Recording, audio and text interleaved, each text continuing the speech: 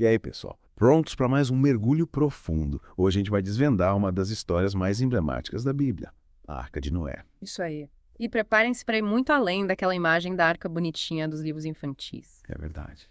Vamos explorar a fundo o texto Noé e o Dilúvio, um recomeço que nos guia nessa jornada. Uma jornada fascinante que nos leva a questionar por que essa história presente em Gênesis capítulo 6 a 9 repercute em tantas culturas ao redor do mundo, o que a torna tão universal. Bem, a história se passa num momento crítico, um ponto de ruptura na história da humanidade. O mundo antes do dilúvio era dominado pelo pecado, pela violência. Dá para imaginar. O texto de Gênesis descreve que todo desígnio do coração do homem era mau o tempo todo. Uau, que descrição impactante. E essa descrição nos leva a questionar qual a natureza desse mal. Era simplesmente desobediência a Deus ou tinha algo mais profundo acontecendo? O texto menciona os filhos de Deus se unindo aos filhos dos homens, gerando uma descendência corrompida. Nossa, essa passagem é um mistério que intriga teólogos até hoje. Quem seriam esses filhos de Deus? Anjos caídos, descendentes de Sete, reis tirânicos que se consideravam deuses. As interpretações são diversas, o que demonstra a riqueza do texto bíblico, né? Mas independente da interpretação, uma coisa é certa. O pecado contaminou a humanidade de forma profunda e irreversível. Era como se a essência do homem estivesse corrompida. Diante de tanta depravação, Deus decide purificar a terra através do dilúvio. Mas, em sua infinita misericórdia, escolhe Noé para liderar a reconstrução da humanidade. E a pergunta é, por quê? Por que Noé? O que o diferenciava? A resposta está em Gênesis 6.9. Noé era homem justo e perfeito em suas gerações. Noé andava com Deus. Ele se destacava pela retidão, pela integridade moral e principalmente pela sua comunhão com Deus. Noé era um homem de fé que ouvia a voz de Deus e obedecia. Mas olha só que interessante. O texto bíblico diz que Noé achou graça aos olhos do Senhor, antes mesmo de mencionar suas virtudes. Ou seja, a escolha de Deus não se baseou em méritos humanos, mas em sua graça. É isso mesmo. É a graça de Deus que nos alcança primeiro, nos transforma e nos capacita para a obediência. Noé não foi escolhido por ser perfeito, mas por ser alvo da graça divina. E essa graça que o impulsiona a obedecer a Deus e construir a arca. E que projetem, as instruções que Deus dá para a construção da arca são incrivelmente detalhadas. O tipo de madeira, as dimensões, a estrutura interna, parece até um manual de engenharia. E sabe o que é mais impressionante? Estudos modernos sugerem que as especificações da arca, como a proporção entre comprimento, largura e altura, criariam uma embarcação super estável e segura, capaz de suportar as tempestades mais violentas. É incrível como a sabedoria divina se manifesta até nos mínimos detalhes, né? E não podemos esquecer, Noé não construiu a arca sozinho, ele teve que mobilizar a família, reunir os animais. Imagina o trabalho. Nossa, com certeza. E além de construir a arca e reunir os animais, Noé também teve que estocar suprimentos para todos os passageiros. Comida, água, tudo que seria necessário para sobreviver durante o dilúvio. Que tarefa colossal! Exigia fé, obediência e muita organização. E é interessante observar a precisão com que a Bíblia descreve o dilúvio. A data de entrada na arca, o tempo da chuva, o período em que as águas cobriram a terra. É como se a gente tivesse um registro histórico super detalhado do evento. E a descrição do dilúvio em si é de tirar o fôlego. O texto diz que romperam-se todas as fontes do grande abismo e as janelas do céu se abriram. Que imagem poderosa. É, realmente impressionante. E essa descrição nos leva a uma das grandes questões que cercam a história de Noé. O dilúvio foi realmente global, como muitos acreditam, ou foi um evento regional? Afinal, a Bíblia fala em toda a carne e em tudo que havia sobre a face da terra sendo destruído pelas águas. É um debate que envolve teologia, história, geologia. Existem argumentos convincentes para as duas posições. Alguns estudiosos defendem que a linguagem da Bíblia indica um dilúvio universal, enquanto outros argumentam que a narrativa se concentra na perspectiva do mundo conhecido na época, que era bem mais limitado. E a geologia também entra nesse debate, né? Se houve um dilúvio global, a gente deveria encontrar evidências geológicas em todo o planeta. Exato. Mas a interpretação dessas evidências é complexa e gera divergências entre cientistas. Alguns apontam para a existência de camadas sedimentares e fósseis marinhos em áreas continentais como indícios de um dilúvio de grandes proporções, enquanto outros argumentam que essas formações podem ser explicadas por outros eventos geológicos ao longo da história da Terra. Mas, independente da extensão geográfica do dilúvio, o importante é a mensagem. A justiça de Deus diante do pecado e a sua misericórdia em oferecer um caminho de salvação. Uma mensagem poderosa e atemporal. A história de Noé nos confronta com a realidade do juízo divino, mas também nos aponta para a esperança da redenção. E essa esperança se manifesta de forma emocionante quando o dilúvio começa a recuar e Noé envia um corvo e uma pomba para sondar a terra. E a pomba, depois de algumas tentativas, retorna com um ramo de oliveira no bico. Que imagem linda! Representa a esperança renascendo, a promessa de um novo começo. Sem dúvida, é um símbolo de paz e renovação que Deus oferece àqueles que confiam nele. E a atitude de Noé ao sair da arca é inspiradora. Qual a primeira coisa que ele faz? Ele constrói um altar ao Senhor e oferece o holocausto em gratidão pela sua salvação. Um gesto lindo de fé e reconhecimento da soberania divina. E a resposta de Deus a essa demonstração de gratidão é incrível. Deus se compadece da fé de Noé e estabelece uma aliança com ele e com toda a criação. A aliança noaica que se estende a todos os seres vivos e tem como símbolo o arco-íris. Que lindo. O arco-íris, um sinal visível da promessa de Deus de que nunca mais haveria um dilúvio que destruísse toda a terra. Mas essa aliança vai muito além da promessa de não haver outro dilúvio, né? Sim, a aliança noaica é rica em significado. Ela inclui a bênção da fertilidade para que a humanidade se multiplicasse e também estabelece uma nova relação entre o homem e os animais. Deus permite o consumo de carne, mas com restrições quanto ao sangue, mostrando o valor que ele dá à vida. E a ênfase na proteção da vida humana também fica clara na lei de Italião. Quem derramar o sangue do homem, pelo homem seu sangue será derramado. É como se Deus estivesse dizendo, a vida humana é sagrado. É, exato. A aliança noaica, mesmo tendo sido estabelecida há tanto tempo, continua a nos impactar. Ela estabelece princípios éticos e morais que norteiam a nossa relação com Deus, com o próximo e com a criação. Mas, infelizmente, a história de Noé não termina com essa nota de esperança e renovação. É verdade. Logo depois da aliança, temos um episódio que nos deixa perplexos. A embriaguez de Noé. Mesmo sendo um homem de fé, escolhido por Deus, Noé demonstra a fragilidade da natureza humana. Pois é. O texto descreve Noé plantando uma vinha, bebendo do vinho e se embriagando.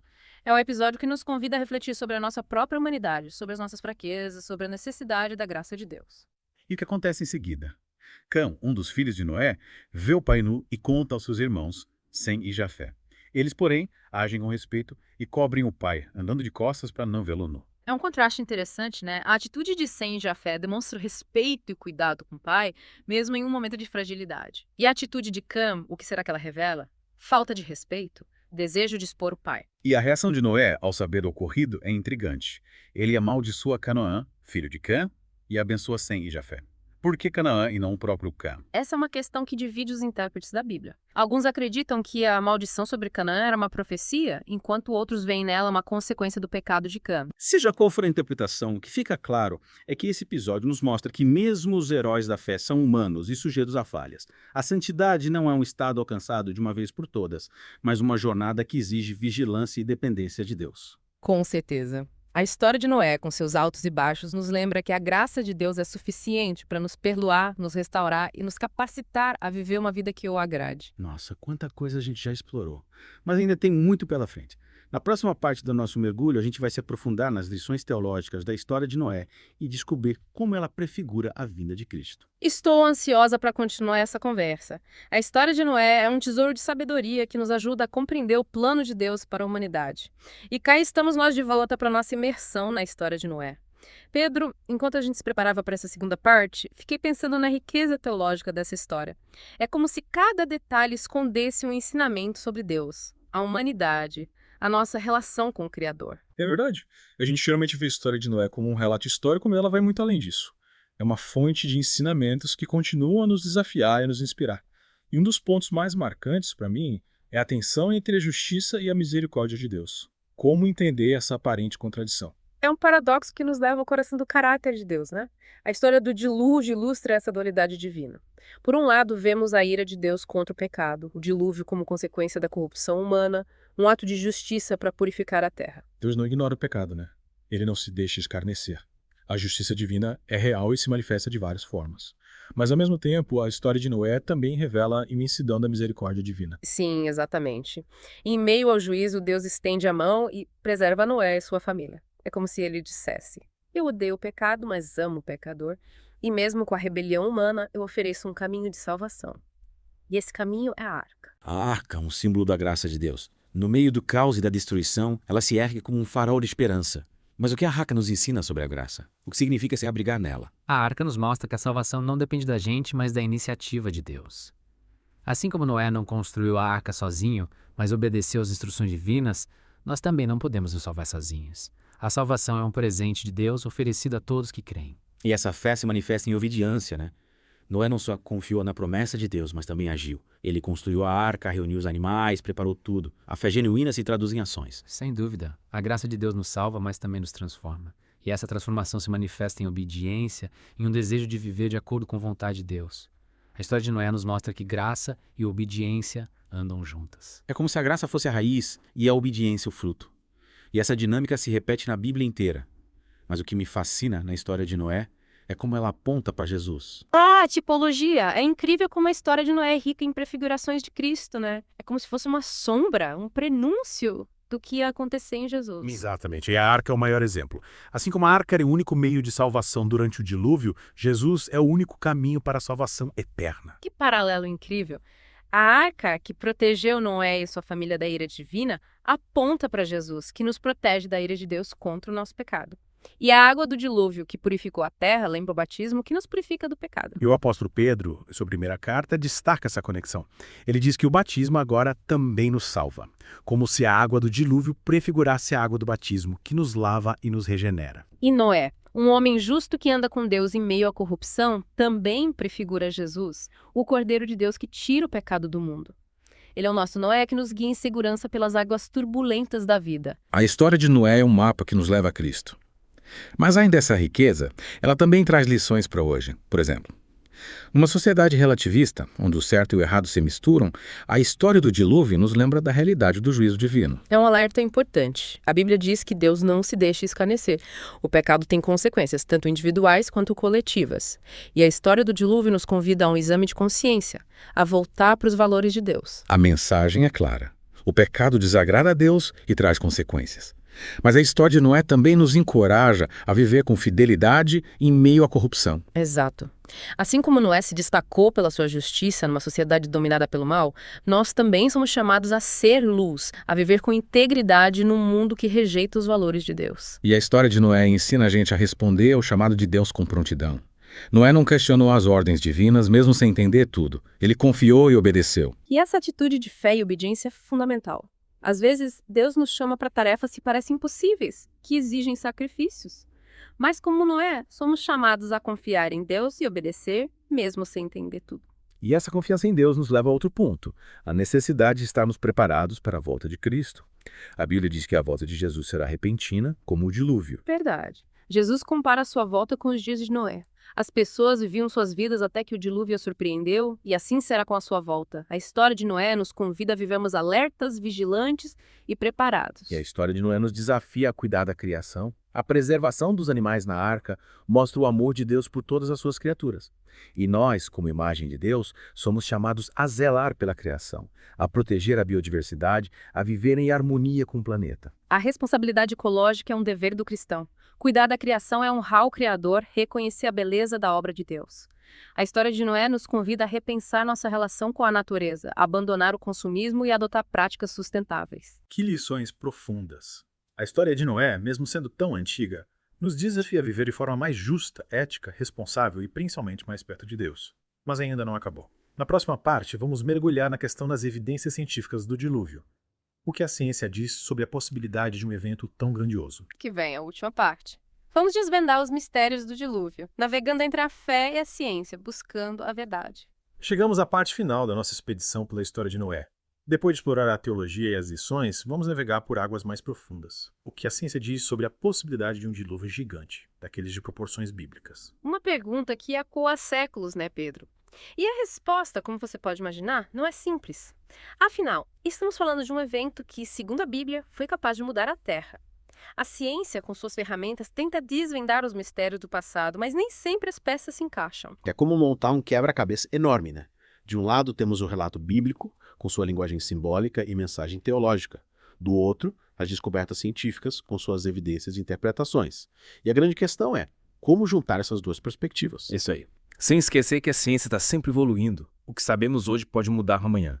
Mas, com a mente aberta e respeito, podemos analisar as evidências e argumentos dos dois lados. E por onde começamos? Quais as principais evidências de quem defende um dilúvio global? Bem, um argumento comum é a existência de camadas de rochas e fósseis em vários continentes. Essas camadas, para quem defende o dilúvio, seriam o resultado da água, que carregou e depositou muito material. Imagina a força da água, né? Impressionante pensar num evento capaz de criar formações geológicas tão grandes. E tem questão dos fósseis marinhos e montanhas, né? Seria como achar conchas no topo do Everest. Exato.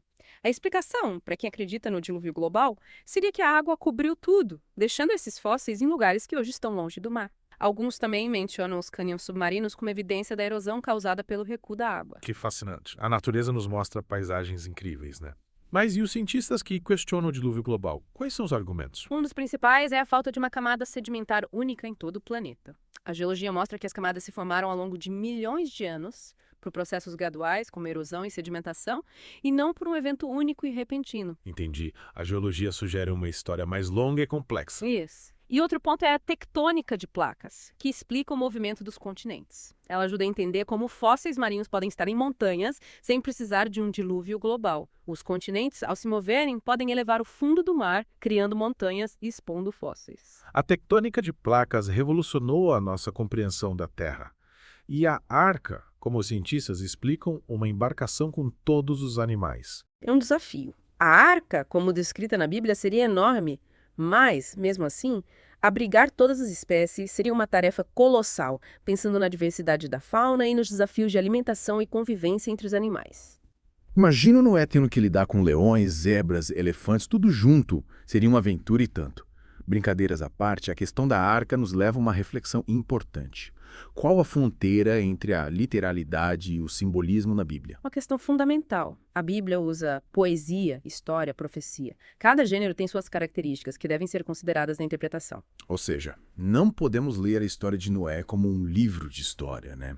Precisamos considerar o simbolismo, o contexto e a mensagem que o autor queria transmitir. Exatamente. E a história de Noé, literal ou simbólica, nos traz mensagens profundas sobre a justiça e a misericórdia de Deus, a necessidade de arrependimento, a fé, a esperança. Essas mensagens são atemporais, tocam o coração humano em todas as culturas. É verdade. A história nos confronta com o pecado, mas também com a graça de Deus, que oferece salvação. É uma mensagem de esperança, isso é o que importa. Sim. E a ciência e a fé não precisam ser inimigas, mas aliadas na busca pela verdade. A ciência nos ajuda a entender o mundo e a fé nos dá sentido. A história de Noé é rica e complexa, nos convida a essa busca a integrar fé e razão. Que jornada incrível. Mergulhamos na história de Noé. História, teologia, ciência e simbolismo. E o que fica pra gente? Acho que a grande lição é que a história de Noé vai além de um simples relato do passado. É um espelho da nossa humanidade, com suas fraquezas e contradições. É um chamado ao arrependimento, à fé, a confiança na graça de Deus. E que essa mensagem continue a ecoar, nos inspirando a viver uma vida que agrade a Deus e a construir um mundo melhor. Amém. E pra gente finalizar, Heloísa, que tal uma oração inspirada no arco-íris, símbolo da aliança de Deus? Com prazer, Pedro. Senhor nosso Deus, Criador de tudo, te agradecemos pela tua palavra que nos guia. Te agradecemos pela história de Noé, que nos ensina sobre tua justiça, tua misericórdia e teu amor, assim como o arco-íris, que tua graça ilumine nossas vidas, nos dando esperança. Que sejamos, como Noé, instrumentos da tua paz e do teu amor no mundo. Em nome de Jesus, amém. Amém. E assim chegamos ao fim de mais um mergulho profundo. Esperamos que essa jornada tenha sido inspiradora para vocês. Até a próxima!